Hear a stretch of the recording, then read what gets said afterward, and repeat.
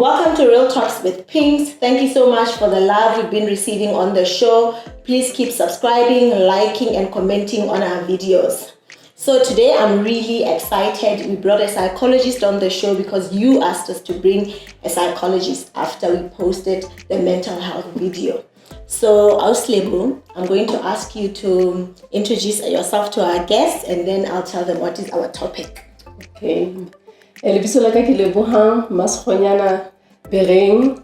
I work as a counseling psychologist at the Psychological Wellness Center. It's a private practice that is about 5 years now. So that is me in a nutshell. I'm a wife to an amazing guy and a mother to 2 awesome boys. Oh, okay. That's nice. Amazing. So guys, today we're going to tackle mental health or mental illness from a psychologist or a professional's point of view. So I'm going to start off by asking Auslebu to explain what is mental health and what is mental illness. I know we usually use them interchangeably, but I'm not really sure what's the difference.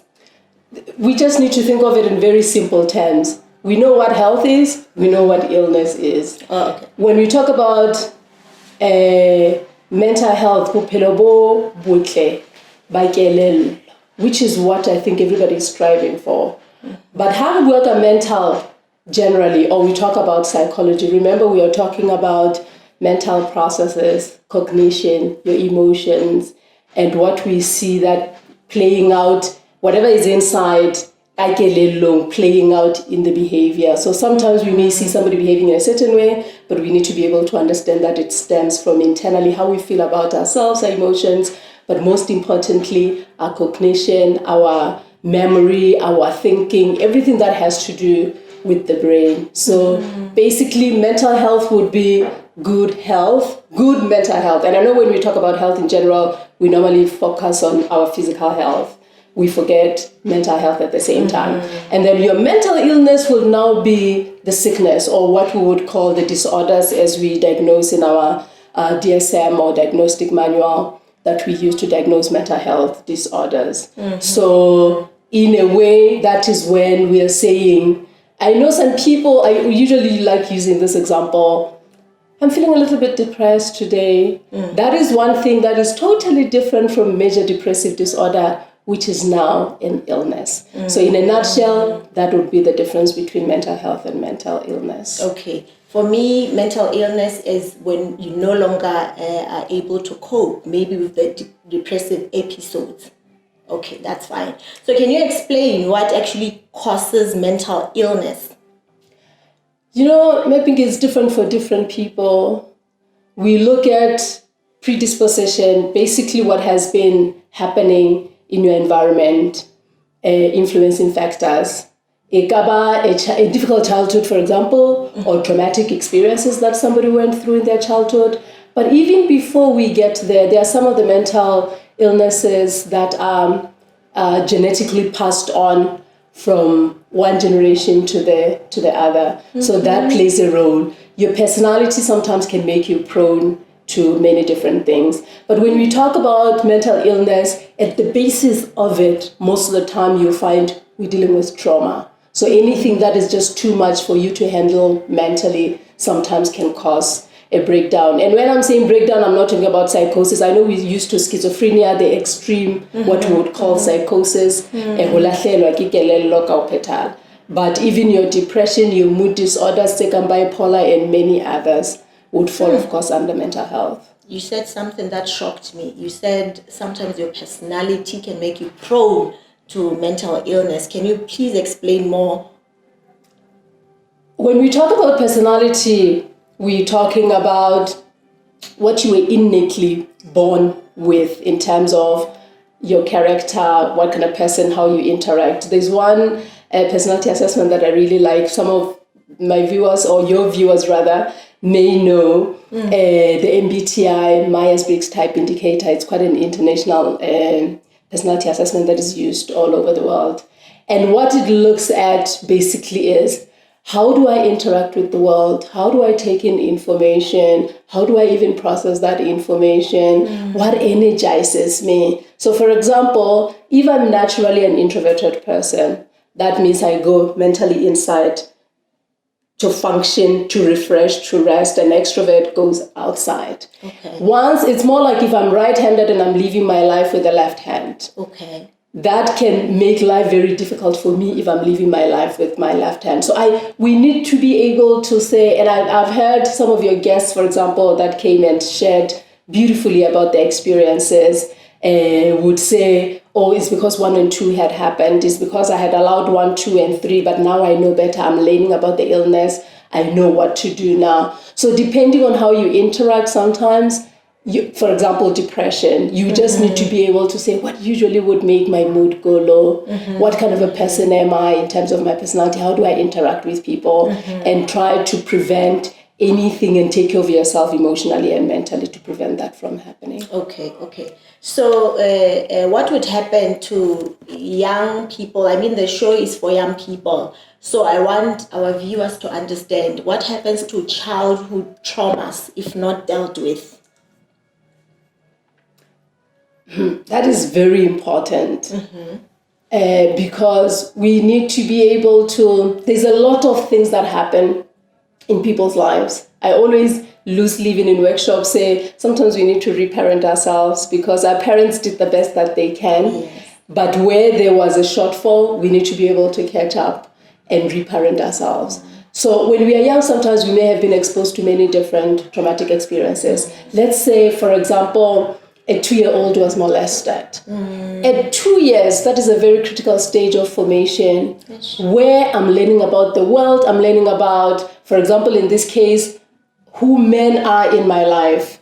And if I'm introduced to them in an incident of sexual molestation, an imprint that's going to be there as a blueprint in my mental space is going to be, men are monsters, they're molesters. And I may have a tendency to just generalize with every man that I come across. So it's very critical because that is the formation stage where I'm forming ideas about life. Yes. So depending on what happens, if my mother abandons me as a 5-year-old, sometimes I may be dealing with abandonment issues as a 40-year-old, not understanding what is happening, to me at that point in time.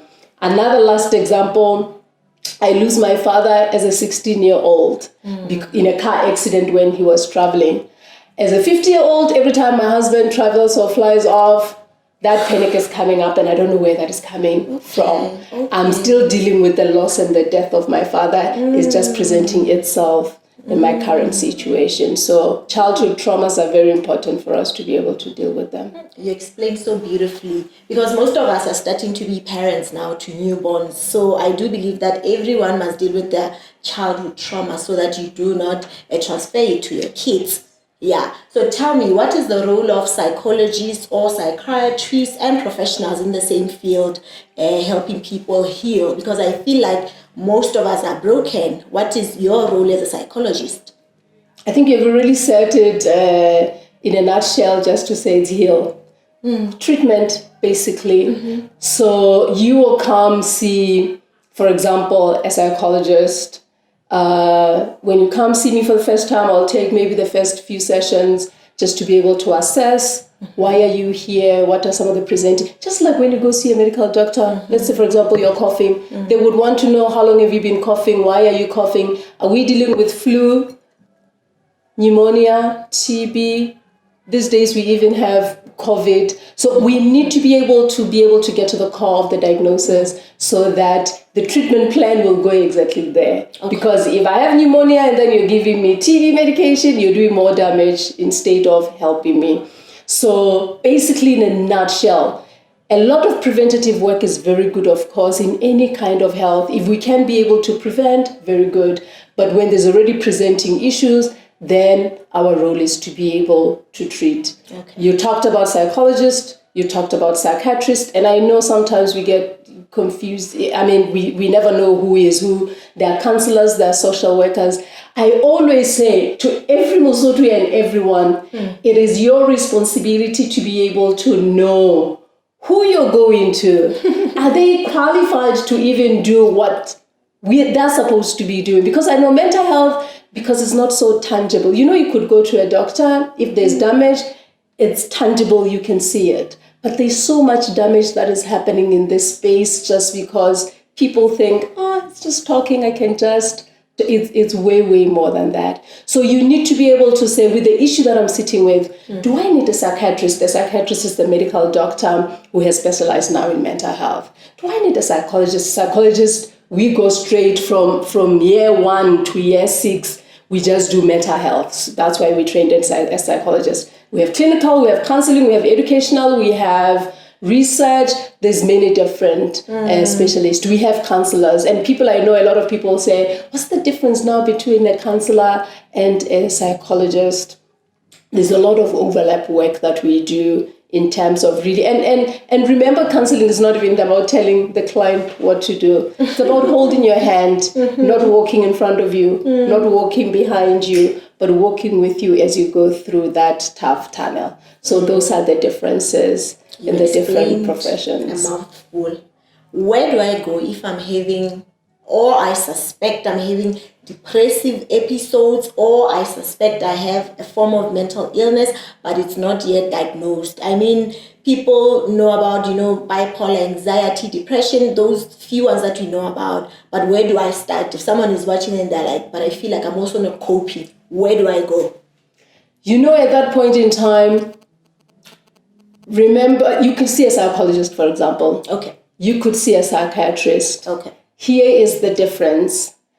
And I know I'm consciously not mentioning a counselor at this point in time, because if it's a mental health disorder that needs now psychotherapy treatment, a counselor can be able to walk with you, for example, when we're going through grief or life challenges. But when it comes to mental health illnesses that we deal with in the DSM, they don't have the ability to now be able to treat. And most of the counselors will be able to tell you, I'll walk with you from this point to this point, and then if it's beyond, then I can refer you. Okay. As a psychologist, I'll do psychotherapy. We have cognitive behavior therapy, psychoanalysis, psychodynamic, they're more or less the same. Many different forms of therapy. When it comes to medication, I'm not a medical doctor.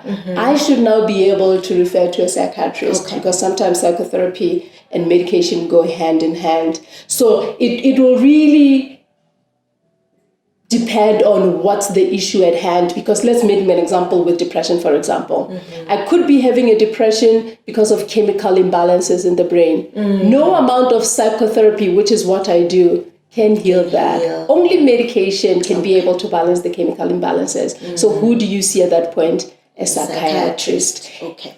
Yeah. Actually, now I understand. I think people listening now understand.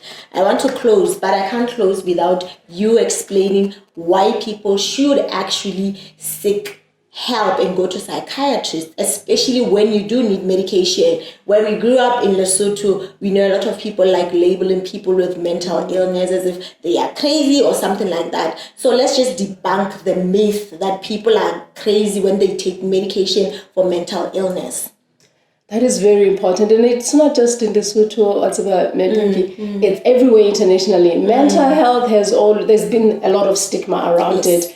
And for me, I think it's because we lack understanding. We don't know what we're dealing with. We don't know how to help. So what do? You push back and you reject. It's like when somebody cries, sometimes when you comfort them, it's not even for them. It's more for us, because they make us uncomfortable when they do that. So we just need to be able to understand that if I need help, for example, with babysitting my kids, what do? I ask for help. When I have cough and I'm starting to, like now during COVID days, a little bit of a sore throat, where do I go? I go see a doctor. Why? It's something that I realize I've done all I can. I can start with a few self-medication, but if I realize this is beyond me, then we always seek help.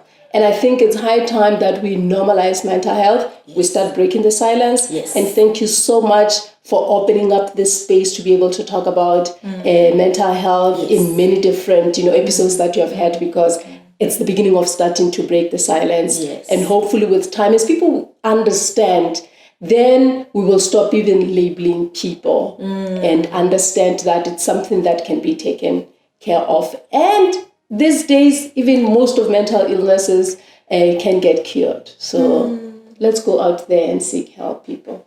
Thank you so much, Oslep, for coming. I think you really shed some light into mental illness. I'm glad that you came. Guys, we are trying to break the silence on mental illness. I think there are a lot of people who need to seek help. So thank you so much for watching. All people who feel like they need help, just see a psychologist. Let me not forget an important thing. I'm dressed by the beautiful Titana. It's in Maseru, Lesotho. Please check out their website, www.titana.co.ls. Thank you for watching. See you next time. Bye.